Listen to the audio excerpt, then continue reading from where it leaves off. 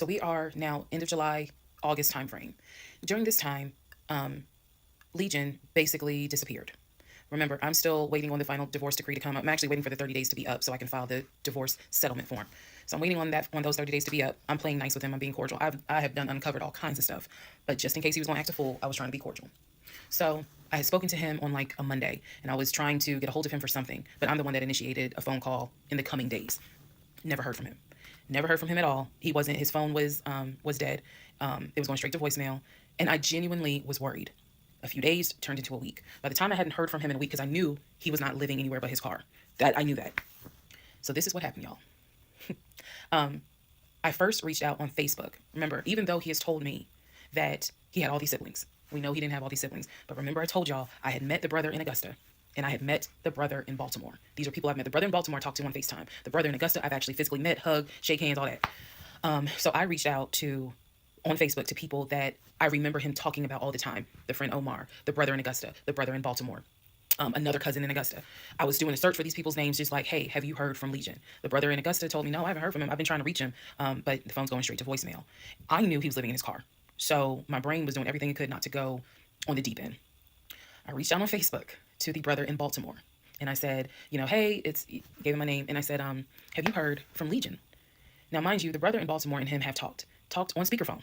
I guess it's important that I make that distinction. They have talked on speakerphone. So I know that they have talked at least in 2020. So I said to him, again, according to Legion, they talk all the time, but I've heard them on the phone in 2020.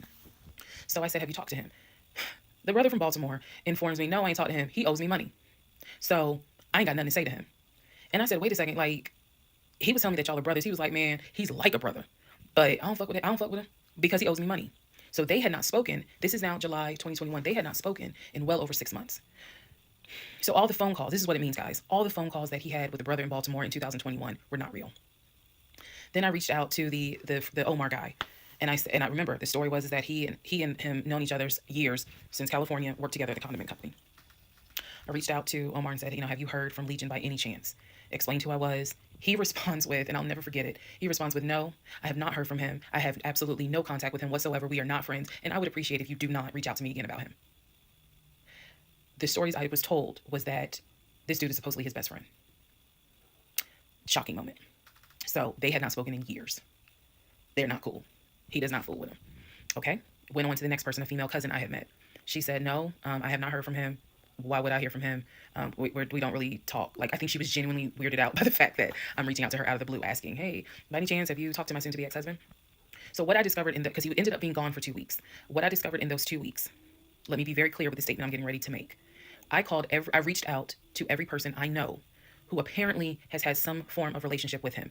Either he said that they were friends, they talked on the phone, he said they hung out. The brother in Baltimore, I was told, had been to the house while I was at work. Brother in Baltimore said, no, that never happened. I've never been to your house. All these people knew that Legion was a liar. And I think that they all felt bad, with the exception of the Omar guy, felt bad that I was kind of just discovering what they've known for years. In those 2 weeks, I found out every single person I reached out to, not a single one of them gave a shit if that man was dead or alive. All of them had the attitude, some even said it, no, I haven't heard from him. I don't care to hear from him. It was as if, for me, it was such a sad moment because I discovered this man has no friends. Fuck whatever he has said. I'm now able to prove it. He has no friends. There is nobody who is concerned that they have not heard or seen him in over 2 weeks. Some people months. One guy years. None of them were concerned. So basically what I'm saying is that I discovered he had burned bridges with everyone. Burned bridges with family, burned bridges with so-called friends, burned bridges with fake brothers, fake sisters, fake aunties, uncles, everything. He had burned bridges with everyone. And for me, that was more telling than anything else. Yes, I knew he was a liar. Yes, I knew he had made stuff up. I was genuinely surprised to discover nobody gave a shit about this man. No one.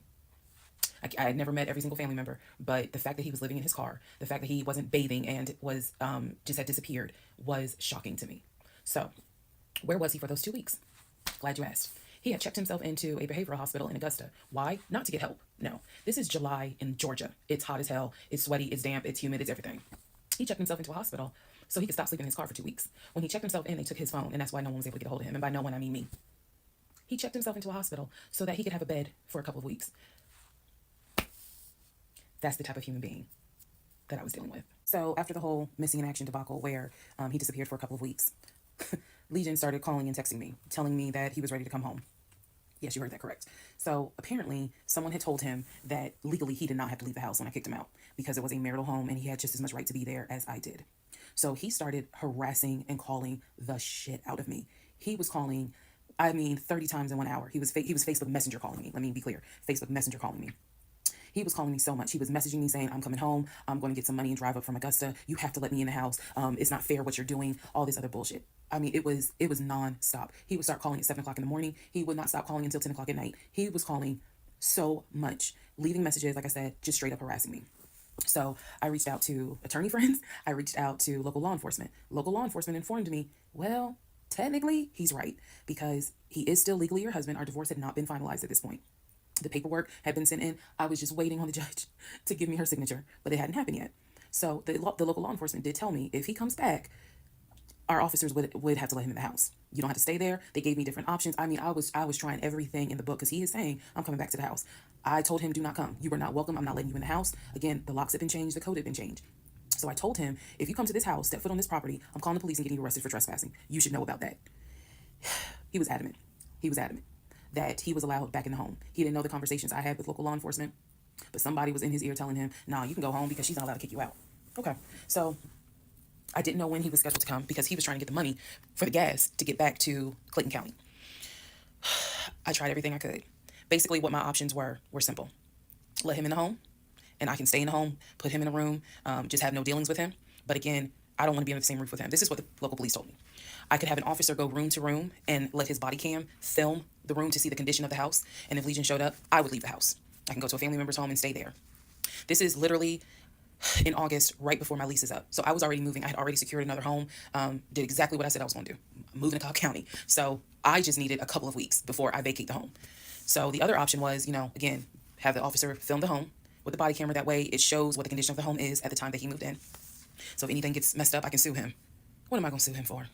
But nevertheless, or the third option is I can stay there with him, make life miserable. So my plan was the option of have them film the home. I was not staying in the same house with him. I didn't care. Also, there was no guarantee, and I told the officer this, look, if y'all allow him to stay in this house, I am telling you by tomorrow morning, every utility in this house will be off. He will have no running water. He will have no air condition. This place will feel like a sauna. Officer kind of chuckled and was like, again, ma'am, this is one of those domestic situations. He is allowed in the home.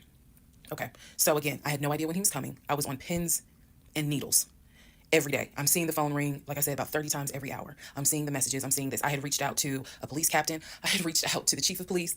I was trying to get all kinds of help. Like, it ain't what you know, it's who you know. So he eventually tells me I'm going to be there on Wednesday. This is just an example. I'm going to be there on Wednesday.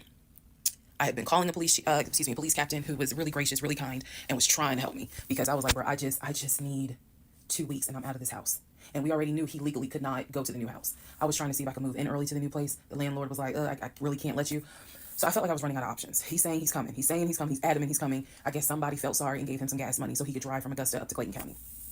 So the day before all this goes down, the police captain called me and he informs me that they ran his name through GCIC, which is a database that law enforcement agencies use. Turns out he has a warrant for his arrest. So the police captain says this changes everything. If he shows up to the house, don't do anything. Call us. I will have officers to your home and they will simply arrest him. So I know that this is a short part, but I'm going to dedicate the next part to what happened when he showed up to my house. Here's what happened. This was mid-August. Went to work as usual. It actually happened on a Friday. I had to look at the dates. It happened on a Friday. Went to work. Still, he was calling me, texting me, messaging me that he was on his way. And so I was a bit on pins and needles all day. I was dreading going home, and that is a horrible feeling to dread to go home. So he had called me and said that he was at the house in the driveway. I guess he had to use the restroom, so he decided to go to the Walmart up the street to go use the bathroom. I wasn't answering phone calls. I wasn't answering text messages. I simply called the police captain. I said, hey, he's saying that he's at the house. The police captain himself drove by the house, but I believe he drove by the house when Legion went to Walmart to use the bathroom. So the police captain was like, I don't see anyone there, but again, when you get home, if he is there, do not engage. Call us. Okay, no problem, because I got you on speed dial. So I go home. I'm on the phone with both my mother and my aunt on a 3-way call. They're both like, oh my God, what do we need to do? I drive into my subdivision. What he did not know was that he had backed into the driveway up against the garage. Normally I park my car in the garage, but what he didn't know was that at the time I was driving a fleet car. So I wasn't even in my normal car. And I know that he was waiting to see my car, the Nissan Altima that he helped get, pull in to the subdivision and then pull in towards my townhome. That didn't happen because I'm in a different car. He didn't recognize it. So when I turned onto my street, as sure as it is hot in Georgia in the summer, that man was sitting in the driveway in his Ford Taurus. Okay? So I lived not at the time not far from a cul-de-sac. So when you go straight down, you just turn around the cul-de-sac to come back up. So that's exactly what I did. I went to the corner, turned off so that I can see the house, but he would not have been able to see me. I went ahead and called 911. I was very calm, told them exactly what the captain had told me to say. I was like, my name is, the address is, I need police here because my ex-husband is here. He's not supposed to be here. And I feel as though I am in danger. She said, okay. She, again, regular phone call. She said, we're dispatching police to your home.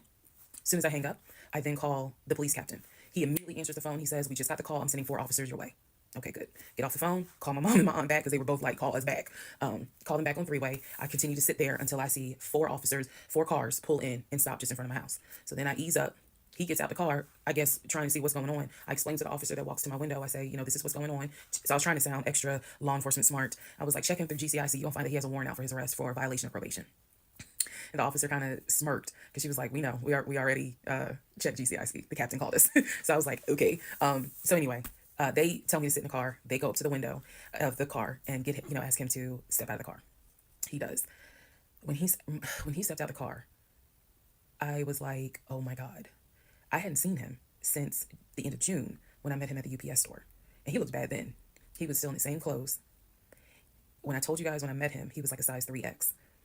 What got out of the car was easily a medium or large. Easily. That is how, and it makes sense because, he probably wasn't eating, except for somebody gave him $6 for chicken nuggets. But what got out of the car was something I didn't even recognize. So he gets out of the car. They arrest him. There was no incident or anything like that. He was arrested peacefully. They put him in the back seat. My neighbors are all looking like, what is going on? And so the officer comes up to me and she said, he's asking to speak to you. Do you want to speak to him? I said, yeah. So she walks with me. Keep in mind, she's wearing a body cam. So she walks with me to the window. They put the window down. And I remember looking at him. I was like, I told you not to come. And he said, I just wanted to get my stuff. I just wanted to get the TV. I said, what TV? The TV that you gave me in the divorce? And he was like, yeah, that TV. And I said, it's mine. You gave it to me. I have the fucking text messages proving that you gave me the TV. And I'm trying not to scream because the neighbors are all watching. And he was like, I know. I just needed my stuff. I'm sorry. I'll never bother you again. I'm sorry. And so I look at the officer and I was like, you have me out here with 4 fucking police cars. You have embarrassed me to no end. You have made a fool of me. And you got the audacity to now be like, I'm sorry. I'm like, fuck, you're sorry. So the officer was kind of like, okay. I said, I never want to see you again. He was like, you won't. I'm sorry. I'm so sorry. So I walk off. The officer is like, going through the stuff that was in his wallet. They took it out and put it on the roof of the car. So the stuff that was in his pants, like his wallet, his keys, they put it on the roof of the car when they had him get out the car. And so she's just like, I said, did you catch all that on body cam? And she said, yeah. I said, he gave me the TV. And she said, yeah. She's like, we're going to take him in and we'll have somebody look at him because in her words, she said he's definitely having a mental episode right now in the backseat. And I just shrugged and I was just like, Mike, I just said, I just want to be done with him. I just want to be done. And so she was like, I understand. I totally get it. So his car is in my driveway. The keys and everything are, they took it with them because I guess since it was on him, they took it with them for processing at the jail. I think that's how that works because I didn't see the wallet or the keys afterwards. So at this point, 4 officers leave. I go into the house. Everything's peaceful and calm.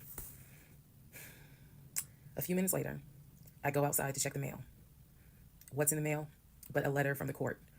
I open it up. I go into the house because, again, it's hot. I have my wig on. My head is all sweaty and stuff. I'm just angry and just angry. That raised my blood pressure. So I go in the house. I sit on the steps inside the house, and I open up the mail from the judge, and it's my final divorce decree. And I'm smiling right now. But, y'all, when I got that divorce decree sitting on the stairs, I broke down into ugly Oprah tears. I broke down. It was as if a year worth of weight came off of me. I broke down, and I mean, I wailed. I broke down. I broke down so bad. Next part. So after I finished breaking down, wiped my tears, and his car is still in the driveway. I couldn't park in the driveway. So I called the car company. I had called the car company once before when he went missing for those 2 weeks to ask them if they maybe had a tracker on the car and could track it. And the nice gentleman informed me that the tracker had not been giving a signal off for about 5 months. So he wouldn't really give me details on the car, but obviously the car had not, the car payment was not being made on that car. It had not been made on that car for quite some time. So he and I split in June, but apparently the car payment wasn't made long before June. Can't speak to that, but he still had the car. So called the car company. I told them, I understand that y'all looking for this Ford Taurus. And the lady said, yes, or you can make a payment. I said, no, y'all can come get it. Here's the address. When do y'all want to get it? And she said, well, I can have a driver come get it tomorrow morning. I said, no problem. That car will be ready for you to get it tomorrow morning. And so the car was repossessed out of my driveway the next morning, Saturday. The driver was there about 7 o'clock in the morning. He had the master key for the car, cranked it up, drove it, put it on the tow truck, and left. Here's what that now means. When Legion left my house in June, he left with 2 bags of clothes. Everything else was in my house. At the end of July, or towards the end of July, everything that he had left in my house had been donated to the domestic violence shelter, which means that the only thing that Legion had were the clothes that he had taken with him in the car. When he got arrested in my driveway, all of his clothes were still in the car. And when the car got repossessed Saturday morning, all of the clothes were in there. Which means that when he went to jail, whenever he got out, he only got out with keys to a car he no longer had, a wallet with probably no money in it, and the clothes that were on his back. Everything else was gone. Now we can fast forward to what happened around August 29th. So I was scheduled to move August 31st. Remember, I'm moving up to Cobb County. We have been checking the court documents. He had a court date scheduled for around August 29th or August 30th. I don't remember the exact date. The court time was supposed to be around 9 o'clock in the morning. My mom was watching the court filings online, and according to her, because I missed it, they showed him on the screen because this was still during Zoom. They showed him on the screen, and then he was ushered out of the court into like a back area, and an attorney spoke on his behalf. Between the time that he had been arrested and the time of the court date, I had never in my life slept so good. Truthfully, never slept so good. I was officially divorced. I had no ties to him. There was nothing in the house of his there was nothing of his that was still in the house. I felt free. So when the court date happened and my mom told me what she saw on the Zoom, I was confused. Is he getting out? Is he having to serve time? What's going on? I called the courts. I tried to speak to his attorney, and his attorney had a horrible attitude and was like, why are you calling me? And I informed him. I said, look, I'm a bit afraid of this man. So can you please just tell me if he is being released, or is he going to be kept, or if he is going to be sentenced to a longer jail term? He said no, he's not being kept in a longer jail term because the warrant had expired. So when the police arrested him, yes, it was a valid arrest, but the warrant had expired. So I believe the warrant had expired like 6 months earlier, but of course it wasn't put in the system. Which means that if the court date is August 29th, he's going to be released August 29th or August 30th. I'm moving August 31st. So my mom was just like, please just spend the night at your aunt's house. Like, just spend the night at your aunt's house, then go back to the house during the day. The movers will be there, and then just move. So that's exactly what I did, because there was concern that he would get out of jail angry and catch an Uber with no money and come back to the house, either for retaliation or because he's just in a fucking manic mode. And so that's where he went. I really didn't want to take any chances. It's just that simple. I did not want to take any chances. I knew that at that point, legally, the law's on my side. Y'all are divorced. You have no reason to be at this home. I knew that that's what the police would say, but I wasn't 100% sure, because truthfully speaking, I did not know this man. We can make all the jokes we want. I did not know this man. I thought I knew him, but you never really know a pathological liar. So needless to say, he got released August 30th. I went to my aunt's house for the night. August 31st, I went back to the house. The movers were there. They packed me up, and we got out of there so quick. I think they packed me up in about 2 hours. I honestly told them there is extra money in this if you guys can get me packed up, meaning loaded up onto the truck, because everything was packed. But I explained to them this is a domestic situation. I need you guys to move quickly. When I moved out of that house on August 31st, anything that Legion touched, I got rid of. I sold the furniture. I sold dining room tables. I donated plates, glasses. When I tell you, I moved out and I started over. I completely purged my life. Completely started over. I mean, I was not willing to take a single item into my new home that reminded me of him. From the dishes in the kitchen to the towels in the linen closet. When I tell you Amazon and Ross were my best friends, I mean they were my best friends, because I could not fathom moving into a new home, a new space, with anything that reminded me of him. I sold the bed, got a new bed. If he had bought me clothes, I got rid of them. If he bought me shoes and purses, okay, I kind of kept the heels, but everything else I got rid of. So I completely purged my life, completely. Started over from the bottom in terms of just the move.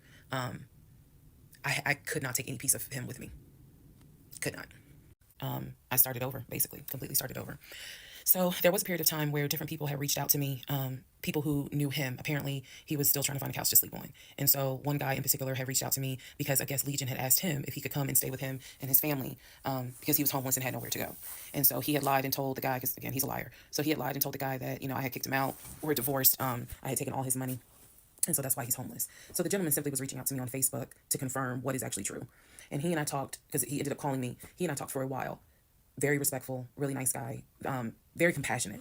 And so I told him, I was like, I said, we're divorced. So I have nothing to do with him. I said, I wouldn't bring him in my house with my family if I were you. But that's just me. And so the guy was like, lady, he didn't say lady, but he was like, lady, You dodged a bullet. He was like, I know you may not see it now, my sister, but you dodged a bullet. You dodged a bullet big time. And so, just in talking to him, he was very encouraging. Like, it sounds like you got a good head on your shoulders. It sounds like you're a good woman. And no, he was not flirting at all. He was like, it sounds like you're a good woman. And I really hope this does not mess you up. Like, don't let him mess you up. Don't let him, like, diminish your shine kind of thing. And I appreciate that. I did. Because at that time, again, had moved into my new place. 2021 was the worst year I ever had. I'm not saying that so that 2024 can be like, hold my beer. But 2021 was a dark year. Started out married, end of the year, divorce. End of the year with COVID and divorce. And that period of time, that August, September time, I felt like I was just walking around like a numb woman. I didn't know if I was coming or going. I didn't know what to do because I felt like I had just been through hell. And it was a period of time where I had to sit down and I had to really deal with some stuff that I just simply was not ready to deal with. Things that I had to come to grips with that I really wasn't ready to come to grips with. So fast forward all this time, get to December of 2021. Yes, this is where the story does end. Get to December of 2021. I am out sick with COVID. I'm not at work. I get a phone call from my coworker telling me that Legion has called our job looking for me and was trying to get information on how to reach me. Yes, I had already changed my number. Again, I had already moved, but he knew where I worked. So apparently he had called trying to find me. And the person that answered the phone was like, we're not going to give you that information. So he said, well, can you ask her to give me a call? I'm just trying to get a hold of her so I can get my stuff. The stuff he's talking about are those tote bags from July. So he was calling. And it was a problem. He was trying to reach out to me on Facebook. He was trying to reach out to family members on Facebook, trying to get me to call him so that he could make arrangements to come get his stuff. The devil is a lie. So my friend Tracy, who came to my rescue again, my friend Tracy was like, okay, here's what you're going to do. She said, you're going to send him a message and you are going to say these exact words. I sent him a text message, she said, and she told me you're going to send a text message because it's going to be timestamped. And basically the text message says, I do not have your stuff. I did not have your stuff. I have nothing that belongs to you. If you continue to, you are disrupting the work of my job by calling and asking for me. We have no contact with each other. I will send you a copy of the divorce decree that shows whatever is in your possession you own and whatever is in my possession I own. If you contact me directly or indirectly ever again, I will get a restraining order on you. Now, for those of you who are watching this in 2024, and you're probably like, wow, she's dramatic. Please understand that what I just said, I meant. I mean that. If you ever try to contact me directly or indirectly, I will get a restraining order. I have it in writing. I've always had it in writing. And if I need to rewrite it again in 2024, I will because the boundaries still stand. And that, ladies and gentlemen, is the last time I had any contact whatsoever with my pathologically lying ex-husband. The aftermath. There's some realizations I had to come to after the divorce and everything had passed. One, Legion never loved me. He never loved me. He doesn't love himself, so I know he didn't love me. Number two, he didn't even like me. He watched me get excited about things that he knew I was not going to get. And not even just the possession stuff. Like, of course, we know I was excited to be the woman whose husband is like, I'm taking my wife to London. I was excited to be the woman whose husband was like, yeah, I bought my wife a brand new BMW X5. You have to understand is all the jokes that we make about the BMW. It was the time and effort that he spent in taking me to dealerships and being sure to put me in the car and test drive the car and, oh, I can see you in this. I like this for you. It seems safe. It was the effort to really make me believe that he was going to get this just for him to fuck with me. The effort in taking me to all these homes, to see my face light up as a woman who grew up on welfare, to be able to walk into these 4 and 5 bedroom homes, knowing that he didn't have any money to buy it. Imagine if he had just been honest and said, hey, I like in my free time to go to open houses and just see how the other people live. Imagine if he had just said that versus wasting not only my time, but wasting the time of the realtors who did nothing wrong. There's a level of cruelty to my ex-husband that I had never experienced before. And God knows I pray I never experience it again. That's the word that comes to mind when I think of him. He is cruel and it wasn't just me, he did it to the ex-wife. So do I trust? No. No. I trust the people who were in my life before him. If we were friends or if we were in a relationship or whatever and I knew you before him, I trust you explicitly. But if you're somebody I just met, I don't trust you. I don't. There's no point in me getting on here and saying and making it seem like, oh, I'm so strong, I'm so brave. I struggle big time. Because on one hand, I want to like someone. On the other hand, I'm immediately thinking, what if it's a repeat? And I'm gonna be honest with y'all, I can't go through that again. I can't. Um, every single thing in our relationship was a lie. It took me a while to realize every single day this man lied to me. Every single day he lied to me. Every conversation he had was a lie. I will never know how much he lied to me. I'll never know. I make my peace with it. I will never know how deep it really truly goes.